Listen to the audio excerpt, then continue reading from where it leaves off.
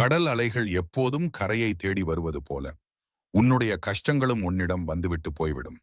ஆனால் நீ முருகன் பெயரை சொல்லும் நொடியில் அந்த அலைகள் அமைதியாகிவிடும். பகுதி 1 நம்பிக்கை. உன் வாழ்க்கையில் கஷ்டம் வராத காலமில்லை. ஆனா அதை கடக்காத மனிதன் அல்ல. முருகனை நம்பு. அவன் உன்னை சோதிக்கிறான், தள்ளவில்லை. உன் பொறுமைதான் உன் வெற்றியின் விதை. பகுதி 2 சோதனை. சில சமயம் உனக்கு தோல்வி வந்து உன்னை தள்ளும். அது தோல்வி இல்ல. அது உன்னை வலிமை பெற வைக்கும் பயிற்சி. முருகன் உனக்கு எதையும் தண்டனைக்காக தரமாட்டான்.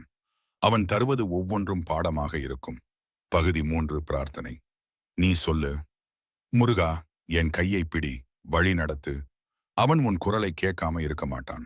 நீ சொல்ல வந்த ஒரு பெயர், ஓம் முருகா. அது காற்றில் பறந்து உனக்கே திரும்பி வலிமை தரும். பகுதி 4 நம்பிக்கை வெளிச்சம். இரவு எவ்வளவு இருண்டாலும் சூரியன் மறுபடியும் உதிக்கும்.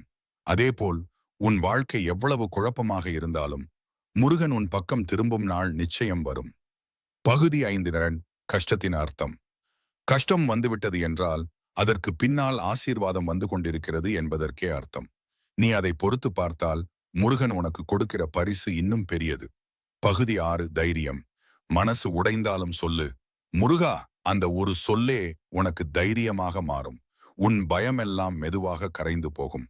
பகுதி 7 நிம்மதி. உனக்காக ஒரே இடம் உள்ளது, முருகனின் பாதம். அங்கு சென்றவுடன் உன் கண்ணீரும் பேசும், முருகனும் கேட்பான். பேசாமலேயே பதில் தருவான். பகுதி 8 மன உறுதி.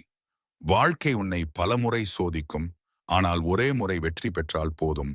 அந்த வெற்றி உன் பெயரை நிலைத்துவிடும். முருகனை நம்பி சிரித்துக்கொண்டே இரு. பகுதி 9 ஆசீர்வாதம். முருகன் உன்னை காப்பாற்றும் போது அவன் ஒவ்வொரு துன்பத்தையும் ஆசீர்வாதமாக மாற்றுவான்.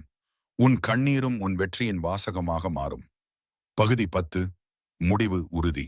இன்று தொடங்கு. அவன் பெயரை சொல்லி ஒரு நிமிஷம் அமைதியாக இரு. அது உன் மன